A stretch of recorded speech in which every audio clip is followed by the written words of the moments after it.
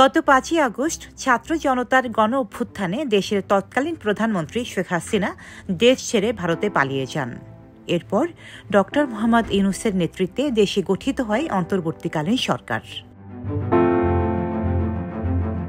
এরই পরিপ্রেক্ষিতে বৈষম্য বিরোধী ছাত্র আন্দোলন ও জাতীয় নাগরিক কমিটির সদস্যরা ৩১শে ডিসেম্বরকে সামনে রেখে সোশ্যাল মিডিয়ায় এক রহস্যময় পোস্ট করছেন।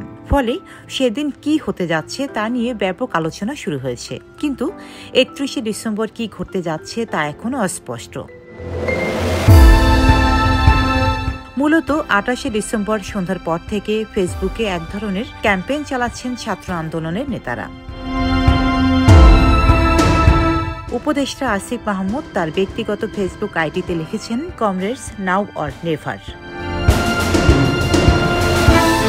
জাতীয় নাগরিক কমিটির সদস্য সচিব আক্তার হোসেন তার ব্যক্তিগত ফেসবুক অ্যাকাউন্টে লিখেছেন, এ বছরই হবে ৩১শে ডিসেম্বর ইনশাল্লাহ। বৈষম্য বিরোধী ছাত্র আন্দোলনের আহ্বায়ক হাসনাত আবদুল্লাহ লিখেছেন, comrades 31 December now or never. এরপর তিনি কমেন্ট সেকশনে ৩১শে ডিসেম্বর বিকেল ৩টায় কেন্দ্রীয় শহীদ মিনারে কিছু একটা ঘটতে যাচ্ছে বলে ইঙ্গিত দেন। এছাড়াও বৈষম্য বিরোধী ছাত্র আন্দোলন ও জাতীয় নাগরিক কমিটির সঙ্গে যুক্ত থাকা অন্যান্য সদস্যরাও একই বিষয় নিয়ে ফেসবুকে পোস্ট করে যাচ্ছেন।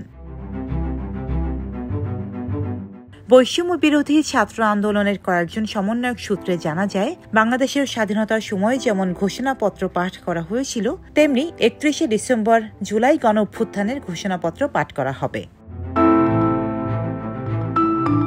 বৈষম্য বিরোধী ছাত্র আন্দোলনের মুখপাত্র উমামা ফাতেমা বলেন, শেখ হাসিনার স্বৈরাচারী আমল থেকে বের হয়ে দেশ কেন জুলাই বিপ্লবের রূপ নিল, কিভাবে নিল, ৯ দফা থেকে ১ দফায় আমাদের কেন আসতে হলো, ছাত্র জনতার আকাঙ্ক্ষা কি রূপ ছিল, এসব বিষয় নিয়ে জুলাই বিপ্লবের ঘোষণাপত্র পাঠ করবে বৈষম্য বিরোধী ছাত্র আন্দোলন।